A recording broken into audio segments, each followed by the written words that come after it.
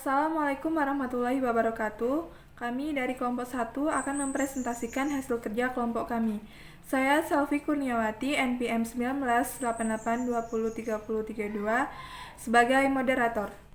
Hi friend, my name is Shala Monica Putri and my number student is 1988203008 and I'm a presenter. Thank you. Hi guys, my name is Arya Jawanda Rahim and my number student 19882038 and I am presenter. Thank you. Hello friends, my name is Nurbaiti and my number student is 1988203009 and I'm a presenter. Thank you.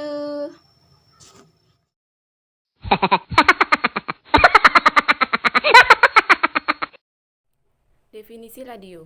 Radio adalah radiasi sinyal elektromagnetik yang merambat melalui atmosfer dan ruang hampa. Gelombang ini melintas dan merambat lewat udara dan bisa juga merambat lewat ruang angkasa yang hampa udara. Sejarah radio. Sejarah radio adalah sejarah teknologi yang menghasilkan peralatan radio yang menggunakan gelombang radio. Awalnya, sinyal pada siaran radio ditransmisikan melalui gelombang data yang kontinu, baik melalui modulasi amplitudo atau AM maupun modulasi frekuensi atau FM. Metode pengiriman sinyal seperti ini disebut analog.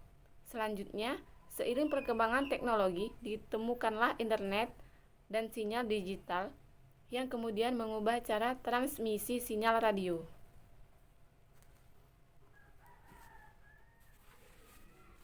Ya, selanjutnya saya akan membahas mengenai karakteristik radio.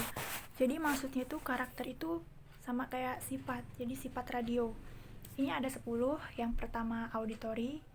Auditory itu maksudnya radio itu bersuara. Jadi penyampaiannya yang melalui suara dan hanya bisa didengar. Kemudian yang kedua theater of mind. Maksudnya penyiar itu mampu menciptakan gambar di benak pendengar sehingga pendengar bisa berimajinasi. Misalnya bisa ngebayangin tentang masak atau apa. Kemudian yang ketiga cepat dan langsung. Dibandingkan TV atau koran, radio ini lebih cepat gitu. Kemudian yang keempat akrab. Yang kelima personal. Yang keenam hangat. Yang ketujuh sederhana. Yang kedelapan tanpa batas. Yang kesembilan murah. Dan yang terakhir fleksibel. Fleksibel ini maksudnya radio bisa didengarkan kapanpun dan dimanapun. Kita lagi di perjalanan juga bisa mendengarkan radio. Selanjutnya yaitu organisasi stasiun radio. Jadi di stasiun radio ini memiliki organisasi. Yang pertama itu ada koordinator atau ketuanya. Kemudian di bawah ketua ada koordinator program. Di bawah koordinator program itu ada penyiar dan reporter. Kemudian kesekretariatan dan teknisi. Jadi adapun tugas-tugasnya itu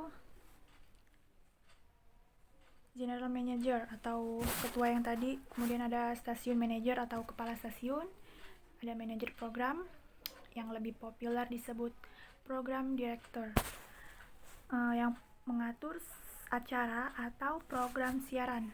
Program director ini membawakan music director, production manager, produsen, penyiar, dan pelaksana siaran lainnya. Kemudian ada manajer teknik.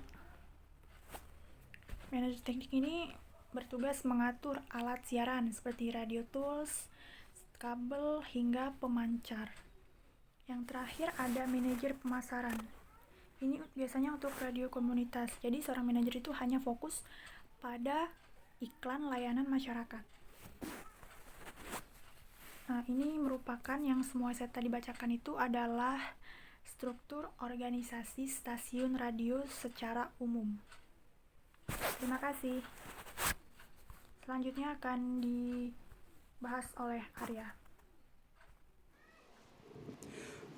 Definisi jurnalistik radio. Jurnalistik radio adalah proses produksi berita dan penyebar luasan melalui media radio siaran.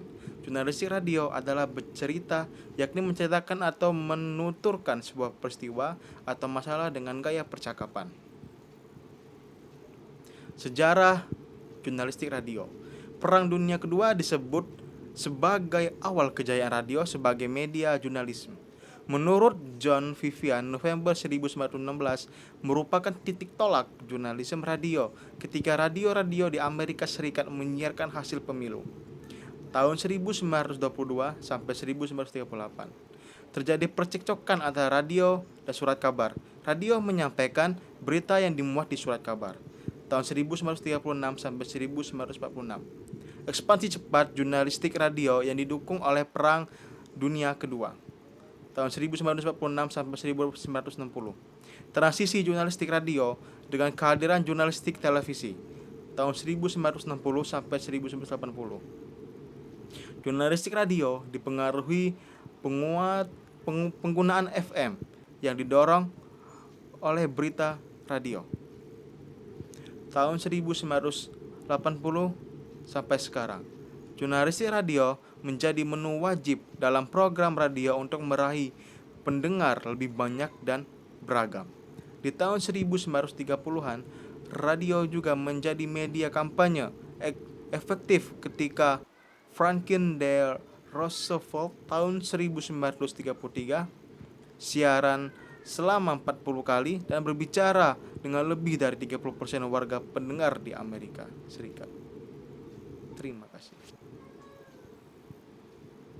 Sekian presentasi dari kami. Jika ada pertanyaan, silahkan kirimkan ke grup Radio Jurnalis. Kami akhiri. Wassalamualaikum warahmatullahi wabarakatuh.